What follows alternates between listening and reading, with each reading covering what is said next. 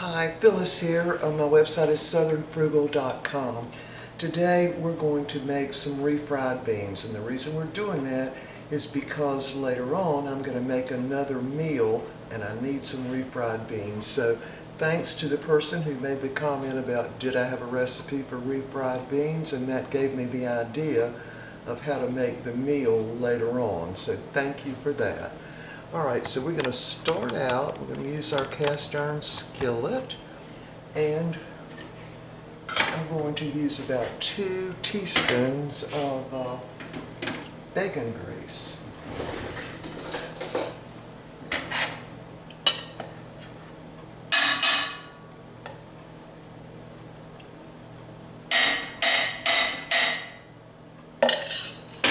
So we're going to make enough, and I'm going to freeze part of them so I don't run out next time I need refried beans. Yeah, so while we're waiting for this to get hot, actually 2 teaspoons looks like too much to me, so I'm going to put just 1 teaspoon. Put the rest back in there. Okay, my burner is smoking because it's got grease on it. Turn that fan on.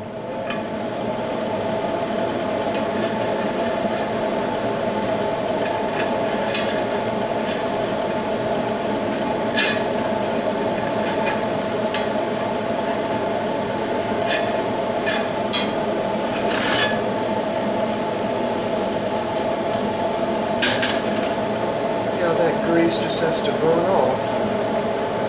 Alright, getting a little closer. So what I'm going to do is chop a small onion. I'll cut the fan off now so y'all can hear better. Alright, so we're going to go ahead and use the Vidalia onion chopper here. And I've got the smallest little grate in there this time. So I'm going to just slice the onion. I've already peeled it.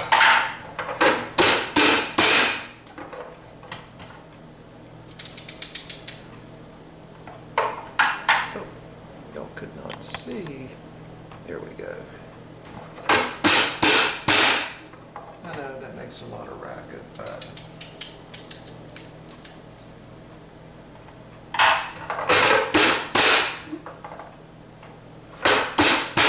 alright, so that's one small onion cut up very fine. Go ahead and dump that in. The skillet's pretty hot now. So that was about a little over a teaspoon of bacon grease. Or you could use olive oil or whatever kind of oil you like.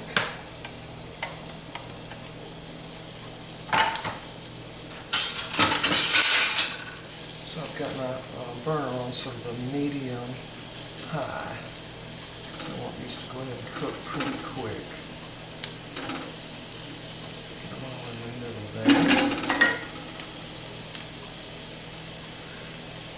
Yeah, so Mr. Bucky's still working on that board on the outside, and I suggested we use an axe. It's that board out there is hard pine, and it literally is like trying to cut steel.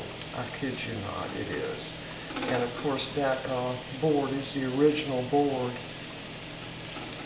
from when the house was built, which makes it over 100 years old. So it's turned to what we call in North Carolina, I don't know if they call it this other places, but they call it fat lighter. And fat lighter is the inside part of a pine tree, of course, that's rotted. The outside's rotted, but the inside has gotten hard and got a lot of concentration, and it will start a fire. You get little sections of it. In fact, those sections that he's cut off so far, you could easily use for fat lighter. You just light one end of it, and it will burn and start a fire, you know, like in the fireplace or the stove.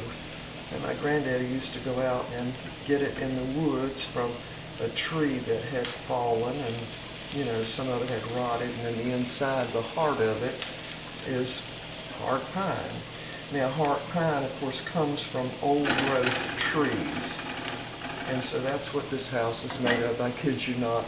Everything other than the new things that we've added are heart pine. All the studs in the wall are, and they're of course a bigger stud than you find in houses now.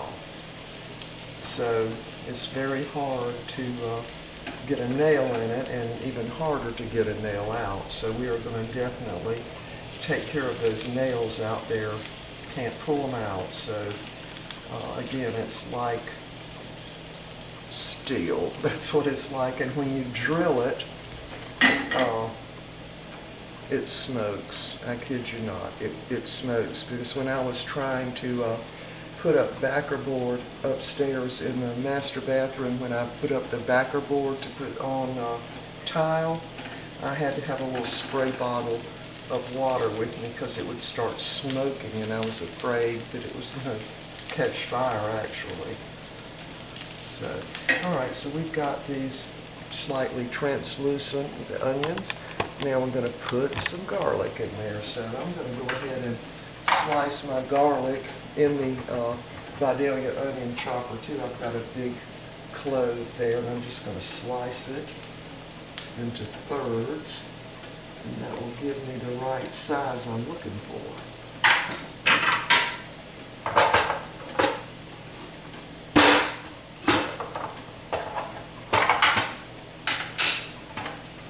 I was looking for the little cubes like that.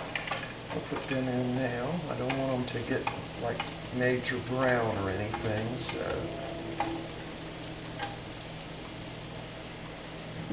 turn my burner down to medium and just finish cooking this. And it already smells really, really good. Alright, so on the beans,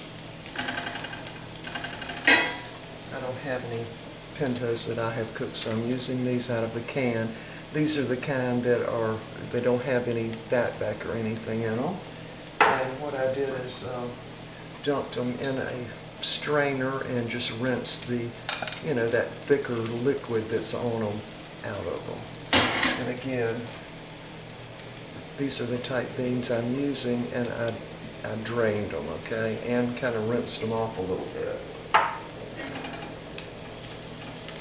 Alright, so my onions have gotten a little bit brown.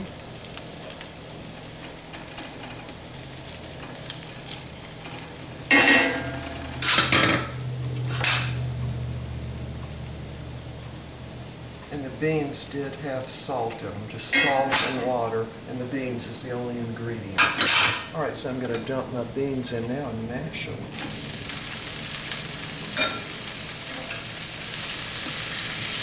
Using my potato masher.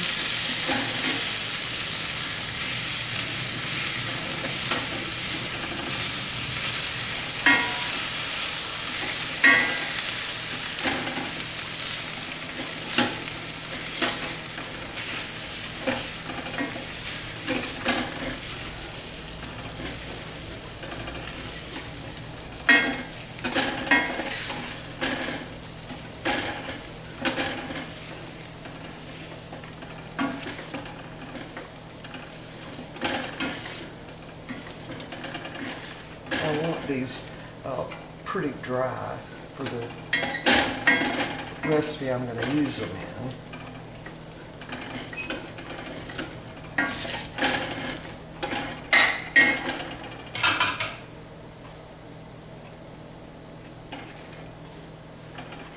Alright, so I'm just going to spread them out.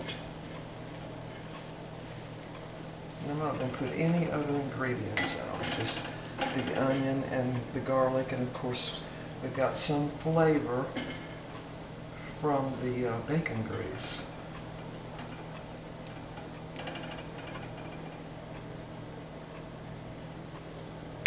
Spread it out and turn my burner off. Alright, so we're going to let them sit in the skillet and let them somewhat dry out. Alright, going to have to give them a taste.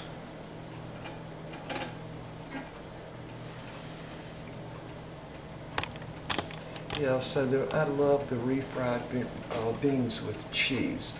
Every time we go to a Mexican restaurant, that's always like a side dish. I just love it.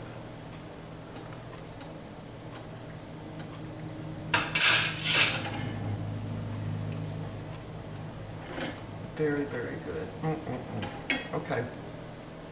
That's about it. Refried beans. And you could add a little water back to these, but I need them to be somewhat dry for the recipe that I'm going to make.